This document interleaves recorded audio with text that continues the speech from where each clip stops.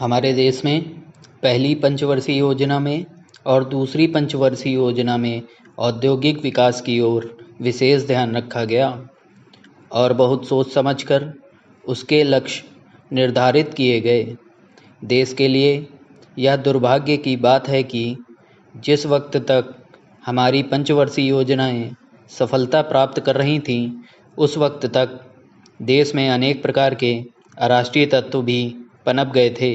इन तमाम लोगों ने देश के हर एक क्षेत्र में अशांति का वातावरण पैदा कर दिया था। औद्योगिक कर्मचारियों को भड़काकर उनसे हड़तालें करवाना शुरू कर दिया। जो लोग हड़ताल में शामिल नहीं होते थे, उनको मार मार कर पकड़ कर कारखानों में जाने से रोका। मजदूरों के सामने तथ्यों को तोड़ मरोड़ कर पेश किया गया और उनको किसी तरह से समझा बुझाकर हड़ताल के पक्ष में कर लिया। दफ्तरों में लाल फीताशाही बढ़ती चली गई। इसका नतीजा यह हुआ है कि कार्यालयों में भी सरकारी कामकाज एक तरह से बंद होने लगा। लोग यह जानना चाहेंगे कि वे कौन कौन सी चीज़ें हैं या कौन कौन सी बातें हैं जिनके कारण देश में इस प्रकार का वातावरण पैदा हुआ। इन तमाम बातों पर विचार करने के बाद घुमा फिरा कर यही बात लोग कहेंगे कि इसके लिए देश के अंदर और बाहर एक भारी षड्यंत्र रचा जा रहा था। देश में प्रजातंत्र के नाम पर प्रजातंत्र के विरुद्ध जो वातावरण तैयार कर दिया गया था, उसके फलस्वरूप तृतीय पंचवर्षीय योजना काल में ही प्रगति की गति धीमी होने लगी थी। इसका नतीजा यह है कि द्वितीय पंचवर्षीय योजना के लक्ष्य प्राप्त कर लेने के बाद और तृतीय पंचवर्षीय योजना की रूपरेखा तैयार हो जाने के बाद भी चतुर्थ योजना काल में 100% लक्ष्यों की प्राप्ति नहीं हो सकी।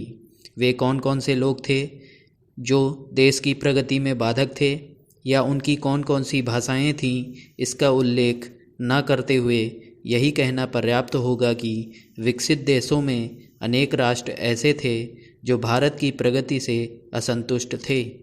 ऐसे देशों के नेता लोग विकसित और विकासशील राष्ट्रों के बीच किसी प्रकार के सहयोग से संतुष्ट न थे। अतः सरकार ने देश की प्रगति में बाधक तत्वों को सबक सिखाने और देश की प्रगति के मार्ग पर अग्रसर करने के लिए देश में आपातकालीन स्थिति की घोषणा की। सरकार इस निश्चय पर पहुंची कि यह देश प्रगति कर सकता है, परंतु यह तब जबकि ऐसे असामाजिक तत्वों पर रोक लगाई जाए। आपातकालीन घोषणा करके सरकार ने ऐसी अराष्ट्रीय गतिविधियों पर रोक लगा दी।